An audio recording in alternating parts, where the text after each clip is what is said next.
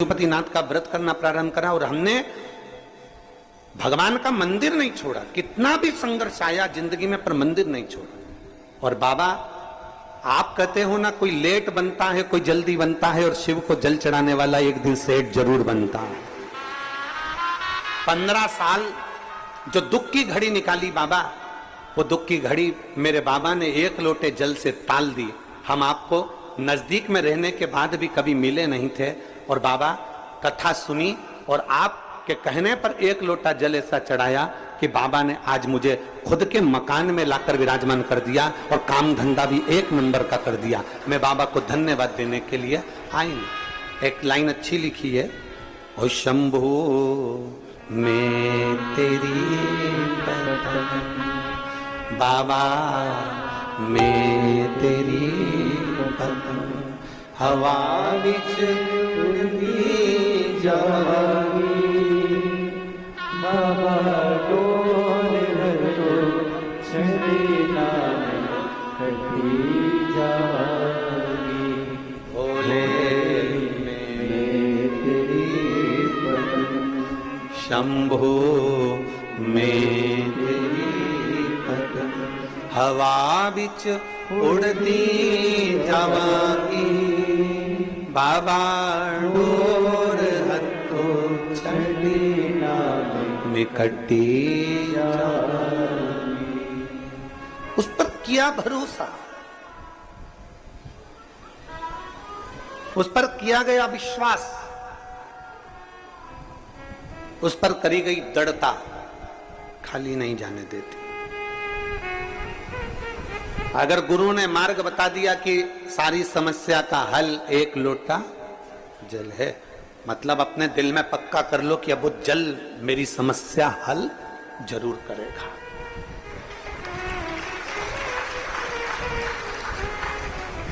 गुरु ने कह दिया कि श्री शिवाय नमस्तुभ्यम, हमने, और हम तो फिर कहेंगे, आप हमारी बात पर भरोसा ना करो तो मत करो।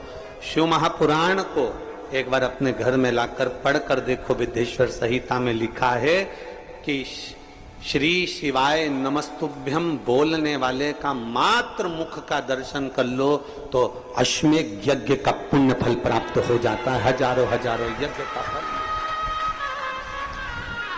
जरूरी नहीं कि आप हमारी बात पर भरोसा करो, आप तो घर पर जाकर पढ़ो कि सियोर वाला महाराज जो बोल रहा है उसमें कितनी सच्चाई है कि नहीं है।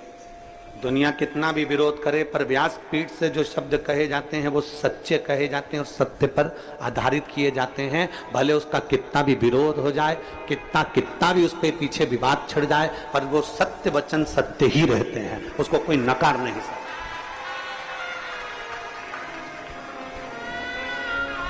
उसको कोई नकार नहीं सकता।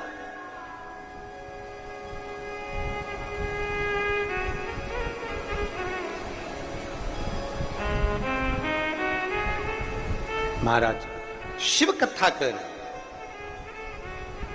एक गुरु यदि आपको कह दे, एक रास्ता बता दिया, इंदौर यहां से सीधे जाना है, सीधे जाओ, क्यों भटक रहे हो, क्यों किसी से पूछना।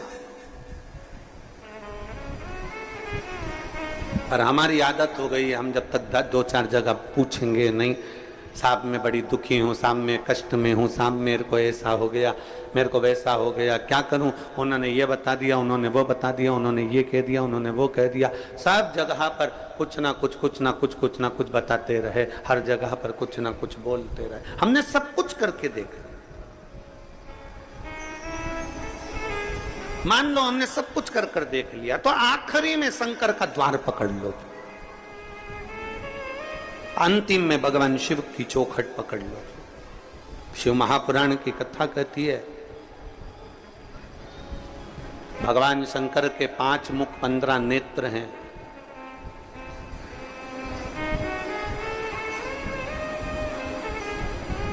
भगवान शिव को हम लोग आरती में स्मरण करते हैं, एकानन चतुरा पंचानन स्वामी पंचानन हंसासन गरुड़ासन, हंसासन वृषभासन साजे। ओम जय श्री राम। एकानंद चतुरानंद पंचानंद राजे, भोले पंचानंद राजे। मेरे शिव के 5 मुख 15 आंख,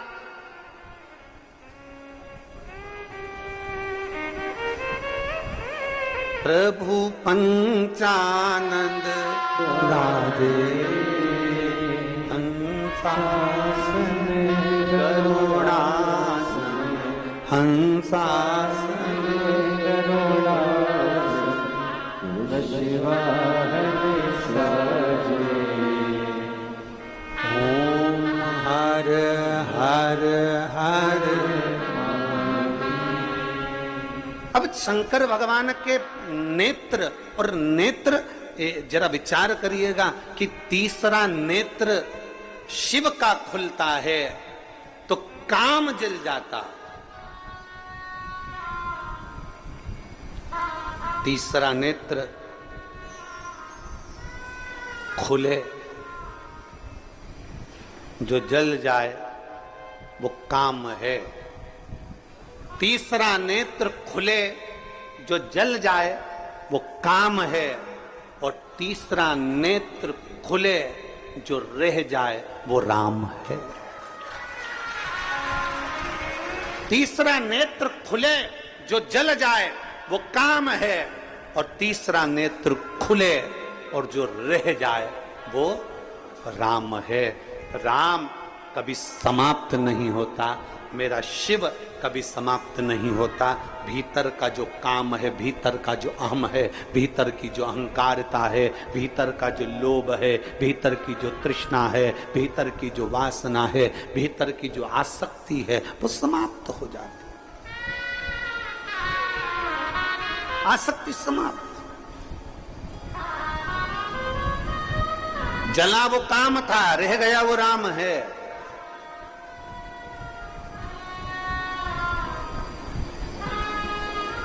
जरा विचार करिएगा। शंकर भगवान में बहुत सारे गुण हैं, बहुत गुण, ढेरों गुण भरे मेरे भोलेनाथ में, उसकी गिनती नहीं है, अनगिनत। उन गुणों की कोई गिनती नहीं है। इतने मेरे शंकर भगवान में गुण भरे हुए, इतने गुण। कोई दूसरे देव हो ना तो उनके गुणों की गिनती करी जा सकती है, इन्होंने ये करा, इन्होंने ये गुण धारण करा, इन्होंने ये गुण धारण करा। शंकर भगवान के अनगिनत गुण हैं जिसका वर्णन नहीं किया जा सकता, पर उसमें से जो 5 गुण हैं वो श्रेष्ठ है।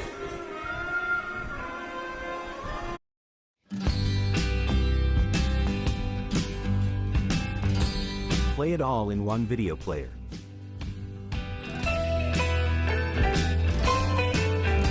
Install it now.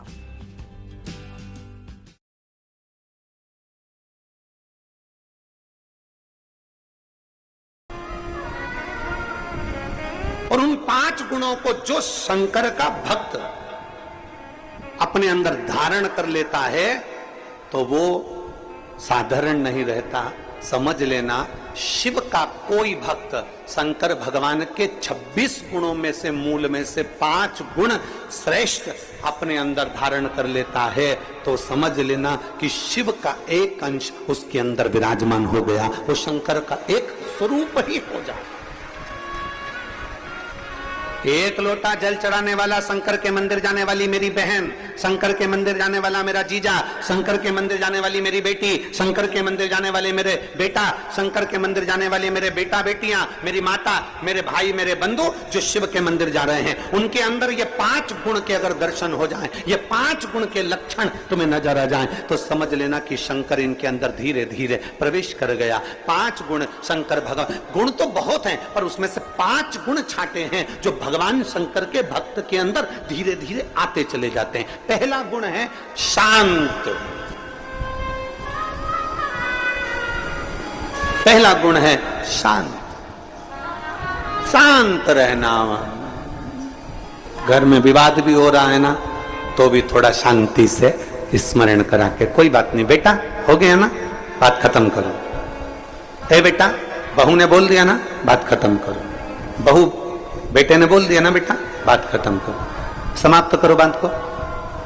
पहला गुण, जल चढ़ाने वाले को, अगर शंकर की भक्ति करने वाले के पास ये 5 गुण का दर्शन हो जाए तो समझ लेना कहीं शिव की इस पे कृपा हो गई। पहला गुण है शांत रहना।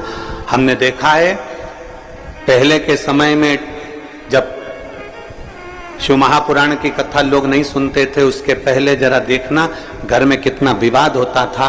पर धीरे धीरे 2 बजे से 5 बजे, 1 बजे से 4 बजे तक लोग जब टीवी के सामने कथा सुनते हैं तब एकदम मौन और शांत हो जाते हैं, विवाद को पीछे हटाने का प्रयास करते हैं। पहले तो पानी की बाल्टी नल पे लगाने पर,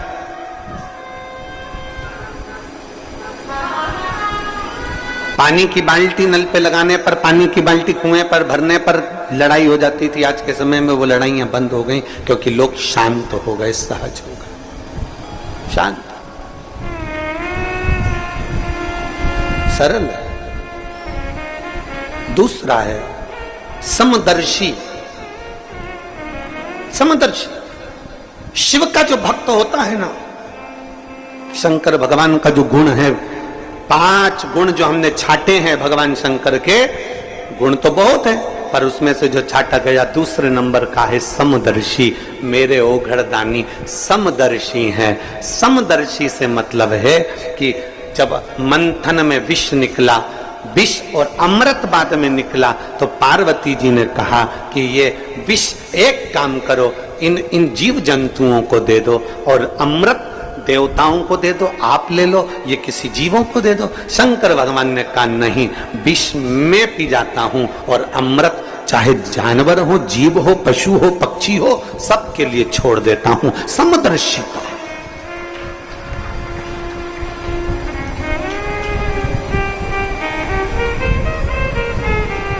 एक समदर्शिता मेरे शंकर भगवान की दृष्टि है।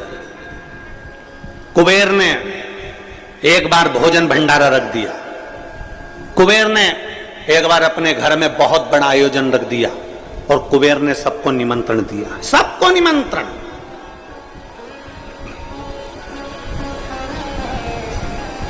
अब कुबेर के यहां पर जब इतना धन है, इतना वैभव है, इतनी संपदा है, इतनी सत्ता है, इतना वैभव कुबेर का है कि जितने भी देवताओं को धन चाहिए तो वो कुबेर के पास जाते हैं, जितना वैभव चाहिए तो कुबेर के पास जाते हैं, जितनी संपदा होती है तो कुबेर के पास जाते हैं। तो उस कुबेर के यहाँ जाने के लिए कौन मना करेगा?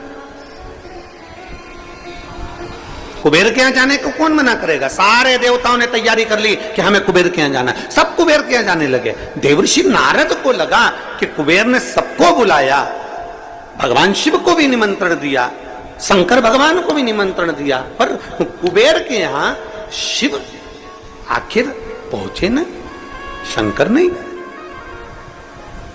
तब उस जगह पर नारद जी ने कुबेर से पूछा, क्या तुमने शिव को निमंत्रण नहीं दिया? शिव को निमंत्रण दिया था। मैं जब शंकर भगवान को निमंत्रण देने गया तो शंकर भगवान ने कहा मैं अपना सिंहासन छोड़कर नहीं जाता। शंकर भगवान कहते हैं मैं अपना धाम छोड़कर नहीं जाता। शंकर भगवान कहते हैं मैं अपना लोक छोड़कर नहीं जाता। इसलिए शंकर भगवान ने कह दिया कि मैं अपने बेटे गणेश जी को भोजन करने भेज दूंगा, मैं अपने पुत्र गणेश को भोजन करने भेजूंगा। तो मैं कुबेर, मेरे यहां सारे देवता आ रहे हैं तो शंकर भगवान नहीं आएंगे तो क्या हुआ? और उनने कहा गणेश को भेज देंगे। ऐसे छोटे से गणेश को तो मैं कहीं पे भी बिठाकर भोजन करा दूंगा, उसमें मेरा क्या जाना।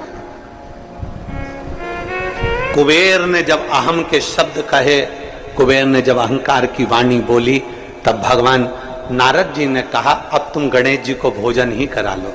गणेश जी भोजन करने बैठे, कुबेर के भंडार में जितना अन्न था वो पूरा समाप्त कर दिया गणेश जी ने, पूरा अन्न। कुबेर घबरा गए, ये अन्न समाप्त हो गया, मैं क्या करूं? तब नारद जी के कहने पर शिव के पास गए और शंकर जी से प्रार्थना कर कर दुर्वा कर गणेश जी को प्रदान कर, दुर्वा कर। समदर्शिता, शंकर भगवान का जो हमने गुणों में से 5 गुण लिया समदर्शिता। मेरे शंकर भगवान ने क्या, कोई अमीर नहीं कोई गरीब नहीं। मेरे शंकर भगवान ने क्या, कोई बड़ा नहीं कोई छोटा नहीं। उसके लाखों दीवाने, बड़े से बड़े, उसके चरणों में कंकड़ माटी से पड़े, उसके चरणों में कंकड़ माटी से पड़े। करोड़पति भी है तो मेरे महाकाल राजा के चरणों में झुकता है, और गरीबड़ा भी है तो मेरे महाकाल राजा के चरणों में झुकता है। कोई धनपति होगा अपने घर का, पर मेरे महाकाल के चरणों में वो उसका मस्तक हमेशा झुका रहता है। कोई गरीब भी है तो मेरे महाकाल के चरणों में झुकता रहता है। बोल बम का नारा है। गरीब भी है अमीर भी है शंकर। देखो बहुत सारे देवताओं को लोगों ने बांट लिया। कोई कहता है कि नारायण अमीरों के देवता हो गए, कोई ने कह दिया देवी जी इनकी देवता हो गई, कोई ने कह दिया ठाकुर जी श्री जी बाबा इनके देवता हो गए, कोई ने कह दिया दत्त भगवान इनके देवता हो गए, कोई ने कह दिया ये भगवान उनके देवता हो गए, कोई ने कह दिया वो भगवान उनके देवता हो गए। केवल एक बचते हैं तो भोलेनाथ बचते हैं। तो किसी ने कहा ये शंकर जी किसके देवता हैं, तो किसी ने कहा शंकर जी किसके देव हैं, तो भगवान शंकर तो बैठे रह गए। देव ऋषि नारद ने कह दिया ये देव देवों के भी देव महादेव हैं, सबके देव हैं, सबके ये देव महादेव हैं, सबके देव हैं, गरीब अमीर। और आप लोग कभी अंदाजा लगाएं छत्तीसगढ़ के आदिवासी क्षेत्रों में, या हमारे इधर मध्य प्रदेश के आदिवासी क्षेत्रों में, या गुजरात के आदिवासी क्षेत्रों में, या झारखंड के आदिवासी क्षेत्रों में, इन क्षेत्रों में जाकर देखिए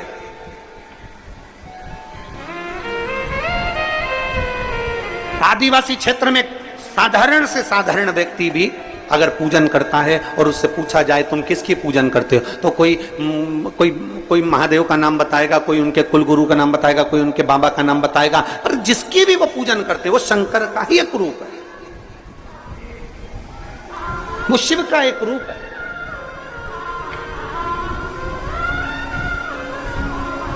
समदर्शी है मेरे भोले बाबा। गरीब अमीर सब उसके अपने एक जैसे मेरे भोलेनाथ जी मानते हैं। किसी को पैसे वाला नहीं मानते, किसी को गरीब नहीं मानते। शिव कथा कहती है किसी ने भगवान भोलेनाथ जी से नंदी ने पूछा, नंदी कहते हैं कि एक गरीब बड़ा आपके दरवाजे पर आता है, झोली पसारता है, प्रभु आप कृपा करते हैं। भगवान शंकर कहते हैं नंदी तूने आज कह दिया कि कोई गरीबड़ा मेरे मंदिर में आकर झोली पसारता है। भगवान शंकर कहते हैं नंदी सुन, आज मैं तुझे समझाता हूं। 12 ज्योतिर्लिंग में, 12 ज्योतिर्लिंग की भूमि पर, मेरे शिवालय में, मेरे मंदिर में, मेरे कैलाश पर, और मेरे शंकर भगवान कहते हैं मेरे शिवालय में, मेरे मंदिर में, मेरे 12 ज्योतिर्लिंग की भूमि पर जब कोई व्यक्ति अपना पांव मात्र रखता है उस समय पर गरीब नहीं रहता, वो जगत का सेठ बन जाता है।